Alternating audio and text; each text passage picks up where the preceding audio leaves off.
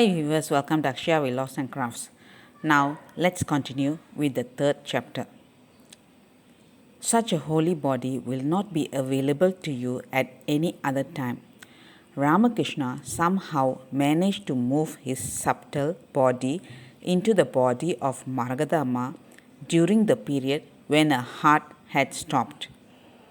I have read the relevant paragraphs in Margadamma's biography a few times, but it is not clear from them whether the authors are implying that Ramakrishna was reborn into Margadamma's body after dying 5 years before, or whether he existed in some state of suspended animation in a samadhi shrine and managed to escape at the right moment through the tube he had arranged to have inserted there. I get the feeling that they are implying the second, highly probably option. However, it happened. Ramakrishna entered the Margadamma's body and somehow took up residence there. Immediately afterwards, Margadamma began to revive. She opened her eyes, having been unconscious for most of that day, and saw a group of people who appeared to be strangers. She closed her eyes with thoughts welling up inside her. Who is this mother they are referring to? Who am I? They must be calling this body mother. If so, who is the one inside it? Am I the mother? Or I am that which I have always been so far? With these thoughts floating around, she relapsed back into unconsciousness. Margadamma was bedridden for the next 6 months, during which time she lived on a liquid diet and became very weak. One by one, her relatives would come and say, "Don't you recognize me? I'm your son." Or, "Don't you remember me? I'm your daughter." All her relatives were confused and worried by her strange behavior and reactions to them. Eventually, Margadamma heard a voice inside her that said, "Time will reveal what the soul hankers for. You will get whatever you want. What you have asked for, you have obtained. Make the best of the available circumstances. You asked for an abode where you could live peacefully. This body has been the hidden temple of the Lord where he was worshipped with incessant prayers.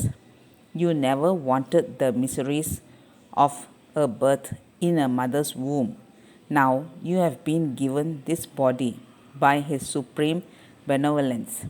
In this you will be vouchsafed the darshan of great saints.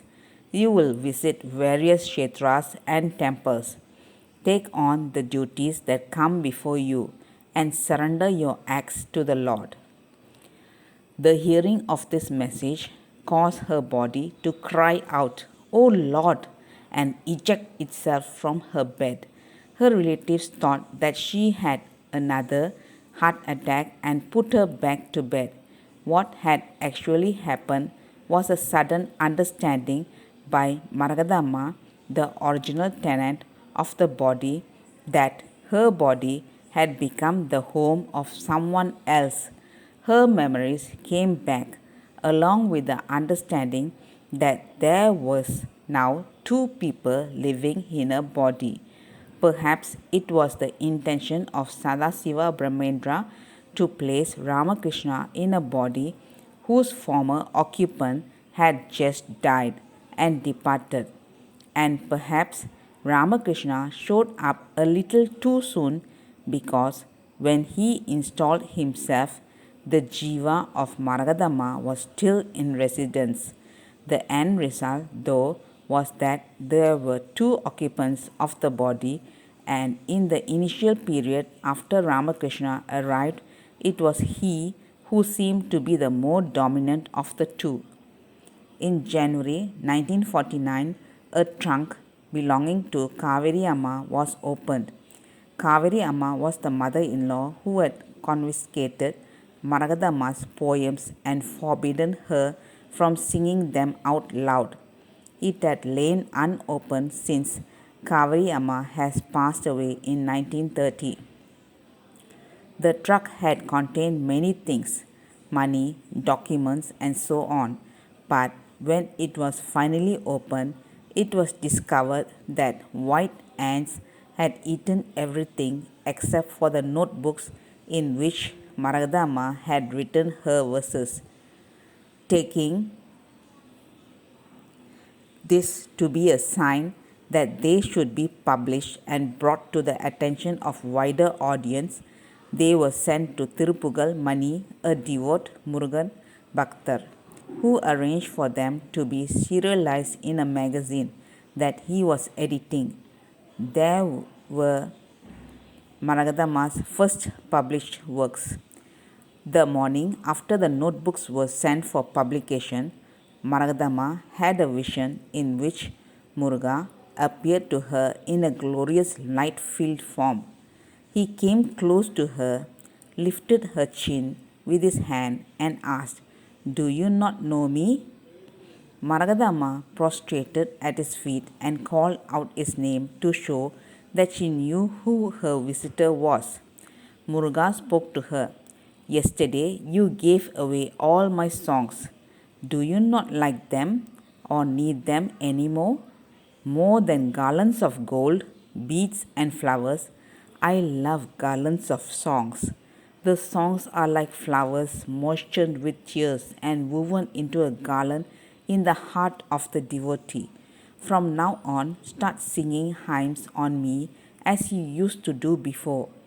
"O Lord," cried Maragadamma, "I have forgotten everything. The flame of light that was burning in this body has gone out. The gift of singing was given by you, and also the oath not to sing. The bird that used to sing has flown away from this cage.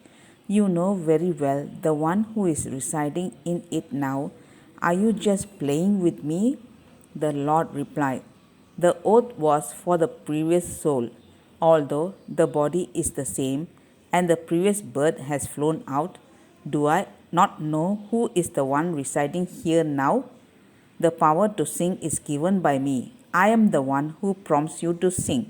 You are but a pen holder who is dipped in different colored inks. I am the eternal poet who catches hold of you to write the songs. I have given you the understanding to know yourself, and still ye have not come out of your delusion." After saying this, Muruga laughed loudly. Then he continued to speak. "This is the first vision that you asked for. In this drama, many such scenes will be opened out for you, one after the other, filled with joys and sorrows. Be a witness to all that is going to happen henceforth. The duty of composing songs has been allotted to this pen only by me." Muruga then disappeared in a brilliant flash of light. Maragadamma, inspired and empowered by the vision, composed a spontaneous song which described her recent vision. The song began to flow again. That evening, Balambiga, the man who had taken the songs to Tirupugal Mani, came to see her with the message that the songs has been highly appreciated and would be published. Balambiga also handed her a packet of prasad and a small pamphlet which described a function that had taken place in Tirutani on December 31st, 1948. In the prasad packet, there was a paper with a photo of Arunagirinathar on one side and Muruga on the other. Arunagirinathar was a famous Muruga Bhaktar who lived in Tiruvannamalai about 500 years ago. Up till the arrival of Ramana Maharshi, he was probably the most famous saint that Tiruvannamalai had produced. Maragadamma, though, was more interested in the image of Muruga that was on the reverse of the paper. It was a picture of the form in which Muruga had appeared to her that very morning. I recounted earlier that Maragadamma had heard an inner voice reassuring Ramakrishna, the co-tenant of her body, that all would be well. The voice promised you will be vouchsafed the darshan of great saints.